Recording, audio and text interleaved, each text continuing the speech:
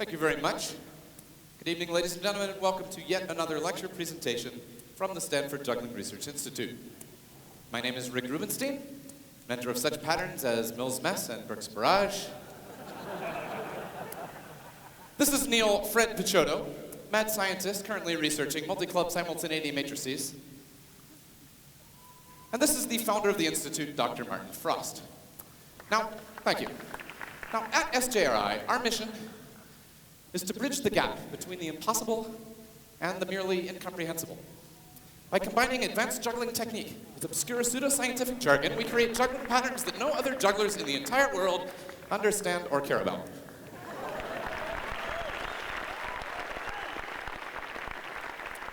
Thank you very much. Well, in 1908, when Martin founded the Institute, club passing was in a sorry state. This is a typical pattern they did, the basic 4-count feat. All the passes were right-handed, there were lots of self-throws, and it was pretty boring. I mean, sure, you could throw tricks if you were into that lame sort of stuff, but Martin preferred a more scientific approach. He experimented with both left and right-handed passes, reducing the number of self-throws, eventually eliminating his self-throws entirely. Club passing would never be the same again.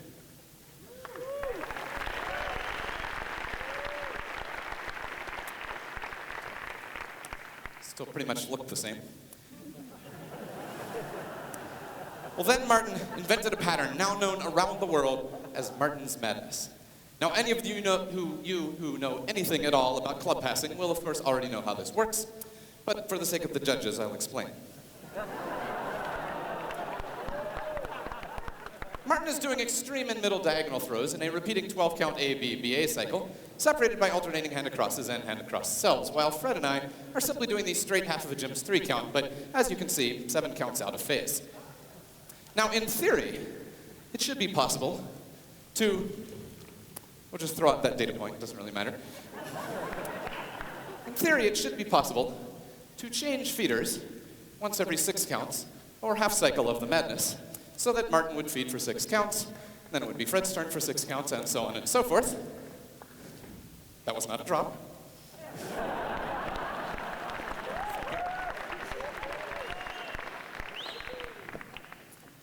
And so on and so forth. This results in an overall 36-count cycle with 1 missing club. Hup.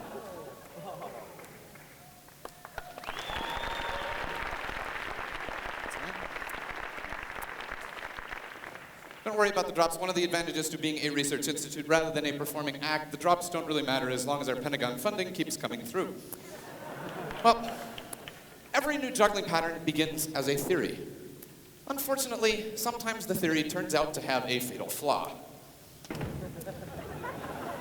But at SJRI, we find that with a combination of perseverance, persistence, and persistence, we can make nearly anything work. Up. Thank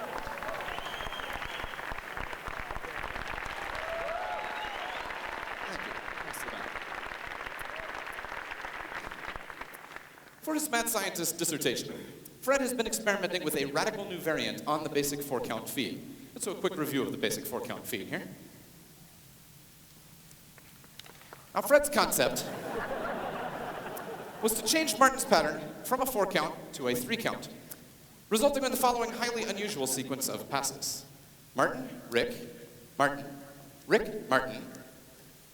Ah! What you just witnessed there was a simultaneous throw, or simul, represented by the Greek letter ah! Fred, once every 12 counts, is forced by the gods of number theory to throw 2 clubs at the same time. We couldn't believe this was possible. This opened up whole new avenues of juggling research. He experimented with throwing simuls on every single pass. Club passing would never be the same again. Thank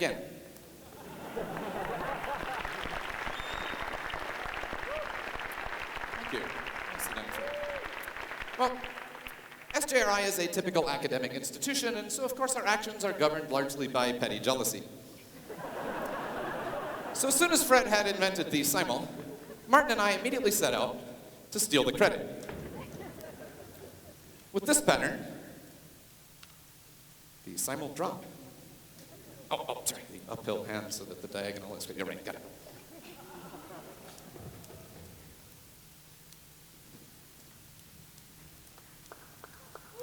Up. And so you get the idea.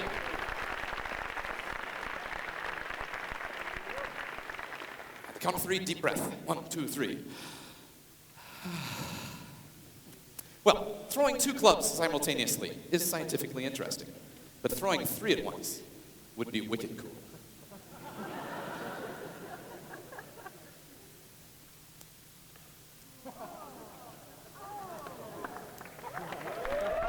Up.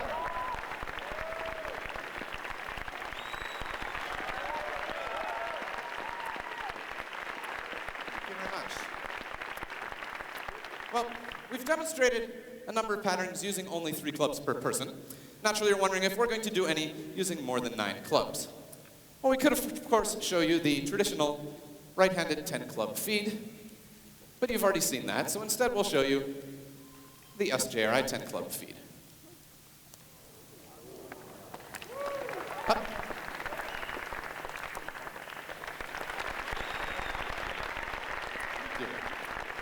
Up. From 10, we move straight on to 11 clubs. Now, we could do 11 clubs the easy way, by being 2 Russian teenagers.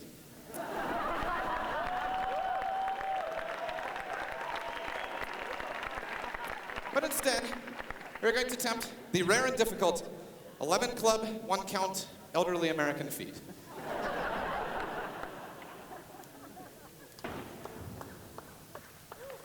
I don't know. Should we do that one again? Anything in the name of science. All right.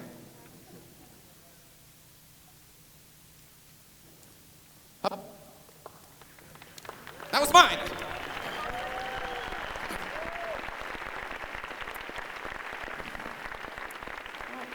Successful but a little shaky. Are we going to now attempt a pattern using 12 clubs? Hell no. But we are going to show you one of our newest and most exciting creations. It begins with the seemingly innocuous, yet highly collision-prone, inside crossing 1 count feed. Now you'll notice that in this pattern, Martin and I each have 1 hand free. We thought, wouldn't it be cool if we could throw to each other using these hands? Up. Up.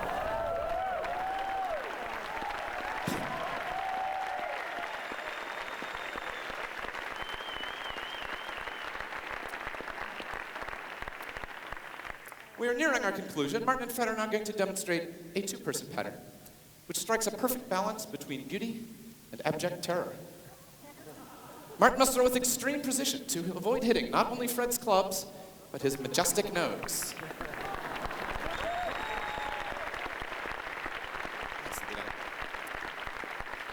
Let's get a better look at that nose. Oh, very nice. We conclude tonight's lecture with a demonstration, let's scoot a little this way, with a demonstration of how an elegant 2-person pattern can be transformed into a bewildering 3-person pattern. For that's the true spirit of SJRI. Everyone working together, except for Fred, but he'll be back in a second here. Everyone working together in a quest for ultimate confusion.